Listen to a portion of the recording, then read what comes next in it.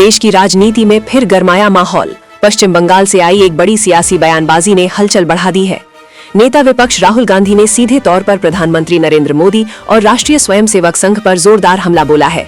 पश्चिम बंगाल के मुर्शिदाबाद में आयोजित सभा के दौरान राहुल गांधी ने कहा, नरेंद्र मोदी और आरएसएस दोनों जानते हैं कि मैं उनसे नहीं डरता। उन्होंने आगे कहा कि बीजेपी और आरएसएस के लोग ये भी जानते हैं कि जिस दिन कांग्रेस के बब्बर शेर उन्हें हराएंगे, उसी दिन से मोदी और अमित शाह पर कार्रवाई शुरू हो जाएगी।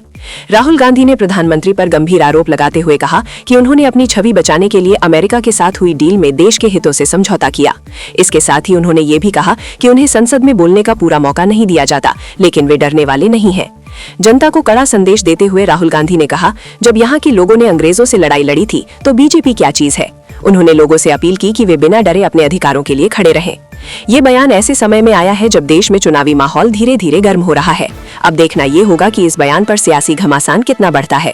फिलहाल के लिए इतना ही। ऐसी ही हर बड़ी राजनीतिक खबर के लिए जुड़े रहें। न्यूज स्केल लाइव, भरोसे की पहचान। आगे देखिए नेता विपक्ष राहुल गांधी का सीधा भाषण।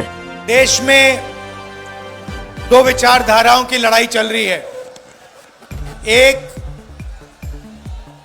कांग्रेस पार्टी जो चाहती है कि देश में एकता, मोहब्बत, भाईचारा हो, और दूसरी तरफ बीजेपी, आरएसएस जो नफरत भरा देश चाहते हैं, हिंसा का देश चाहते हैं, देश को बांटना चाहते हैं। लड़ाई इन दोनों के बीच में है। आपने देखा होगा आज यहां अंबेडकर जी की जयंती है। फोटो पे हमने माला रखी। अंबेडकर जी ने देश को संविधान दिलवाया। गांधी जी, जवाहरलाल नेहरू, पटेल जी ने सबने मिलकर देश को संविधान दिया। संविधान में लिखा है कि इस देश के सब नागरिक एक समान हैं, कोई ज्यादा कोई कम नहीं है। सब धर्म, सब जात, सब भाषाएं एक हैं, एक जैसी हैं, और सबको एक जैसी जगह मिलनी चाहिए। बीजेपी, आरएसएस संविधान पर आक्रमण कर रही।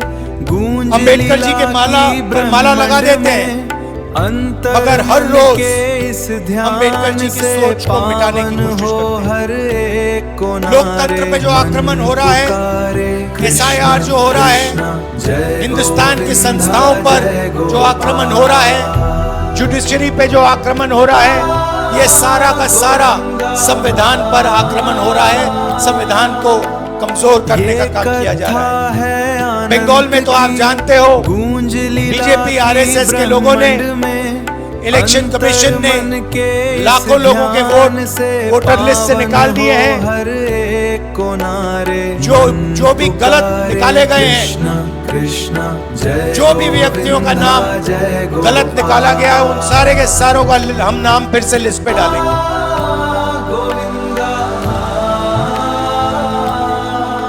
भाई और बहनों, नरेंद्र मोदी अपने आप को देशभक्त कहता है। मन के इस ध्यान से आपने आजकल आप टीवी देखते हो, मीडिया देखते हो, आपने नरेंद्र मोदी का चेहरा देखा आजकल?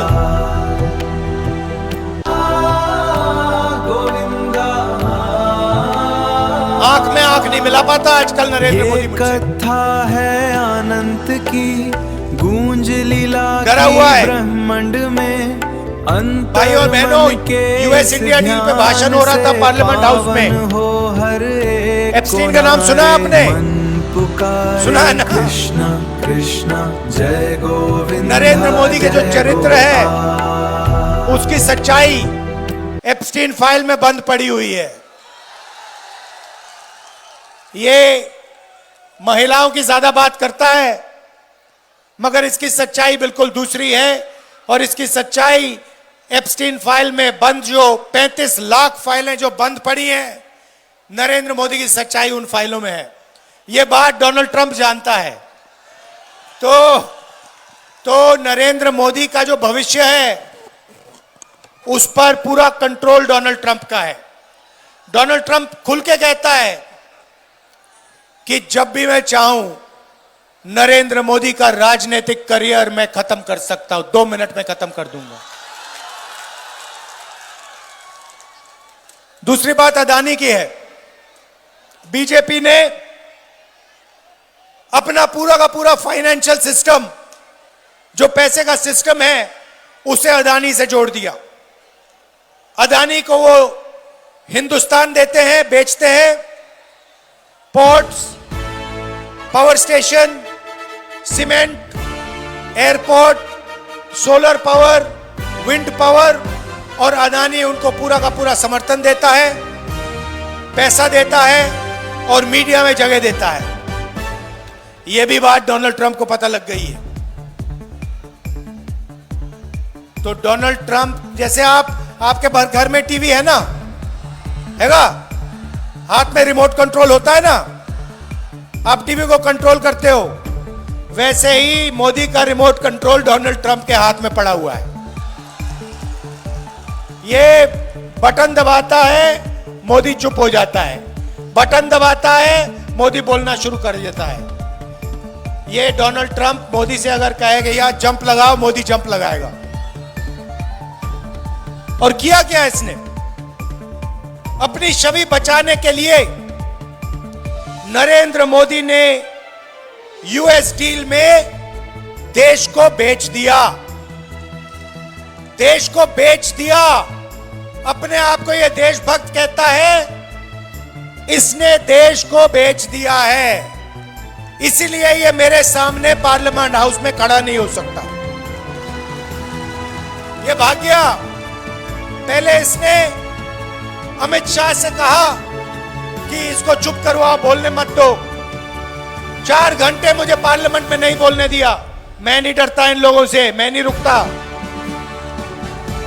बाकी नेता डरते होंगे, मैं नहीं डरता इससे, नरेंद्र मोदी से। उल्टा ये मुझसे डरता है, रात को ये सो नहीं पाता है, क्योंकि जानता है एक ना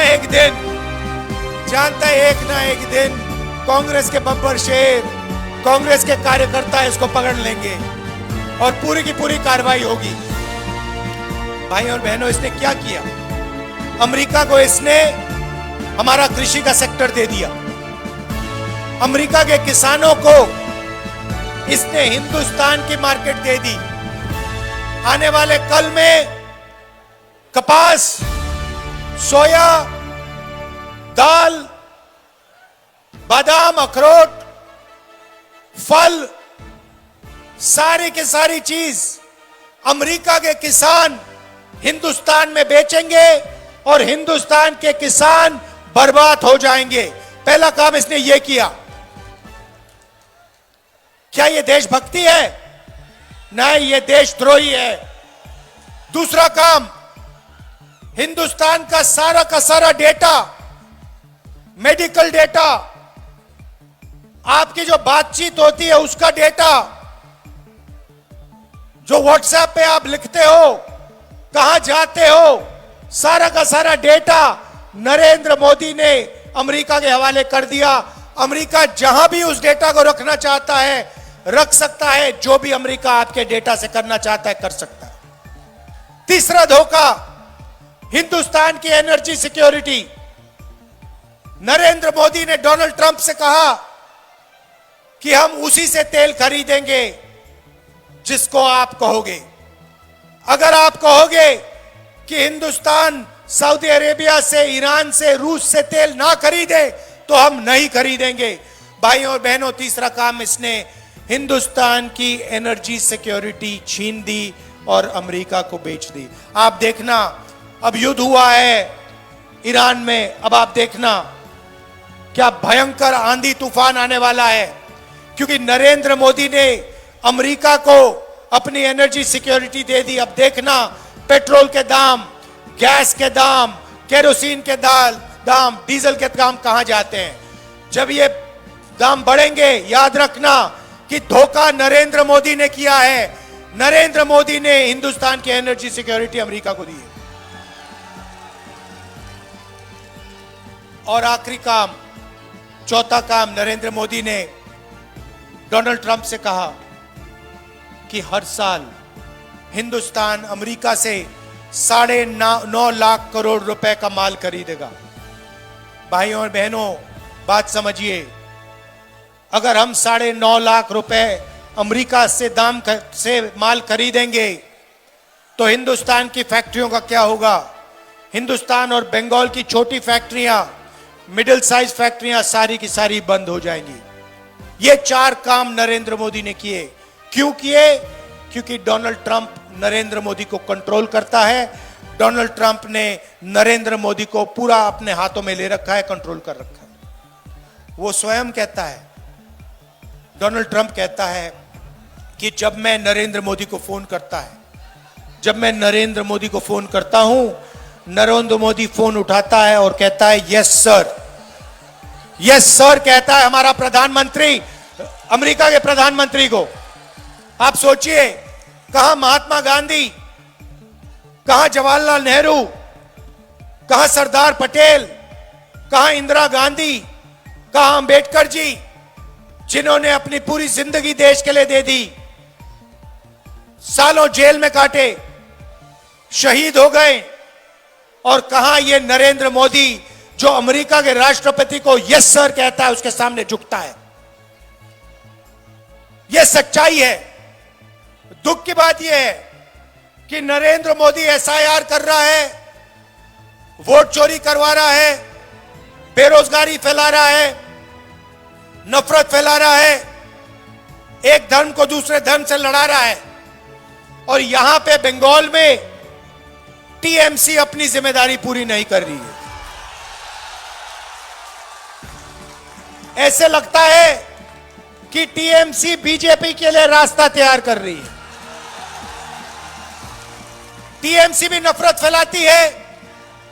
टीएमसी ने भी आपकी सारी की सारी फैक्ट्रियां बंद करा दी। बेरोजगारी, बंगाल को बेरोजगारी में नंबर 1 बना दिया।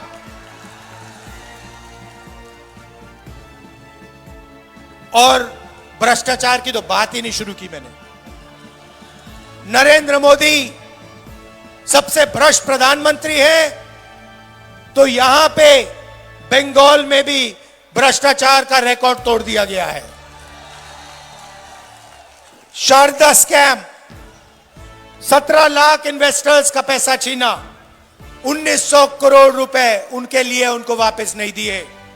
रोज Valley chit fund scam, 31 lakh investors का पैसा छीना, 6,600 करोड़ रुपए उनसे लिए। इलीगल माइनिंग, ट्रांसपोर्ट, झारखंड से कोयला और गुंडा टैक्स, ये टीएमसी की सच्चाई है भाइयों और बहनों। बंगाल की जनता के लिए कुछ नहीं होता। अगर आप टीएमसी के किसी गुंडे को जानते हो, किसी नेता को जानते हो, तो आप काम करा सकते हो। मगर अगर आप टीएमसी के गुंडों को नहीं जानते, टीएमसी पार्टी के नहीं हो, उनके नेताओं को नहीं जानते, तो बंगाल में आपका कोई काम नहीं हो सकता। और पूरा का पूरा बंगाल सिर्फ पार्टी को चलाने के लिए, बंगाल की जनता के लिए कुछ नहीं किया जाता। आपके लिए बेरोजगारी, भ्रष्टाचार, नफरत और उनके लिए बंगाल का धन। भाइयों और बहनों, टीएमसी सिंडिकेट बंगाल को चलाता है। यह बंगाल की सच्चाई है। आपके चीफ मिनिस्टर ने वायदा किया था कि मैं 5 लाख नए रोजगार दिलवाऊंगी। मिला आपको रोजगार? मजाक है। उल्टा 84 लाख युवाओं ने एम्प्लॉयमेंट अलाउंस के लिए एप्लीकेशन भरी है। एक तरफ ममता जी कह रही हैं कि मैं बेरोजगारी मिटाऊंगी, 5 लाख युवाओं को रोजगार दूंगी, वो 2021 में कहा था। दूसरी तरफ 84 लाख बंगाली युवा अनएम्प्लॉयमेंट अलाउंस के लिए फॉर्म भर रहे हैं।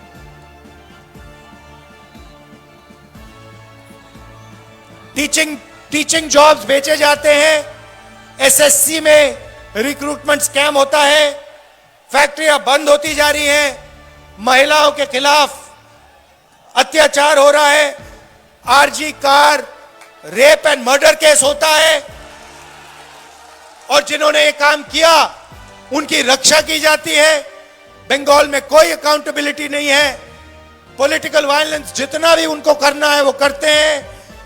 हमारे खिलाफ, कांग्रेस पार्टी के खिलाफ, हमारे तपन कुंडू को पुरुलिया में मारा गया, हमारे कार्यकर्ताओं को पीटा जाता है, मारा जाता है, और यहां पे पूरा डिक्टेटरशिप राज चल रहा है।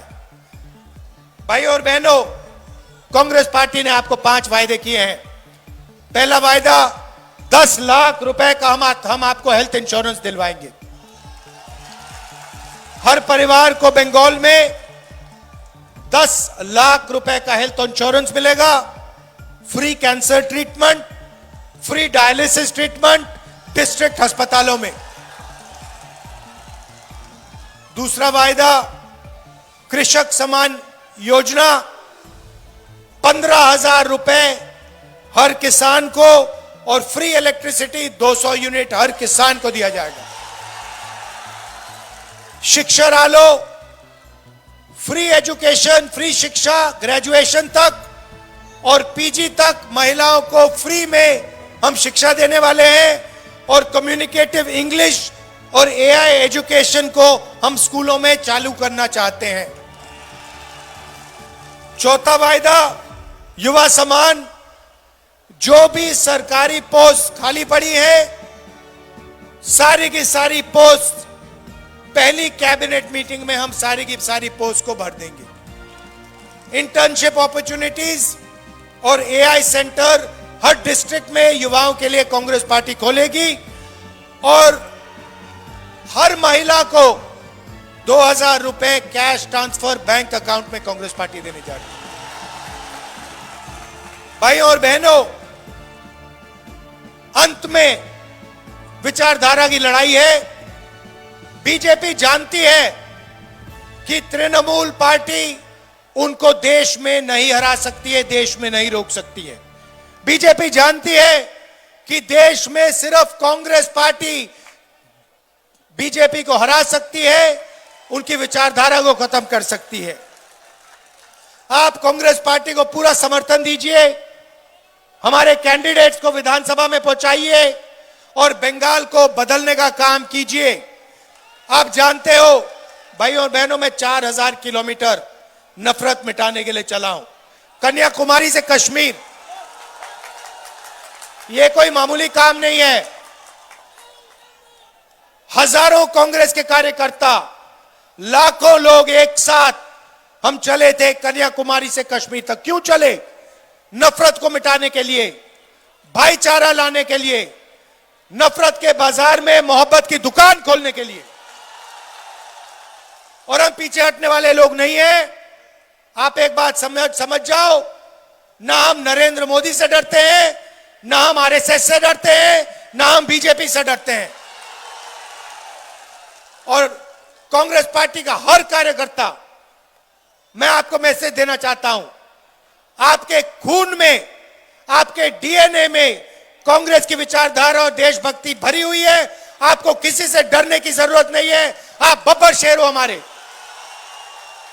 आपका मैं दिल से धन्यवाद करता हूं।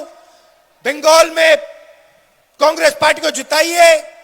कांग्रेस पार्टी के जो कैंडिडेट्स हैं, ज्यादा से ज्यादा कैंडिडेट्स को आप विधानसभा में पहुंचाइए।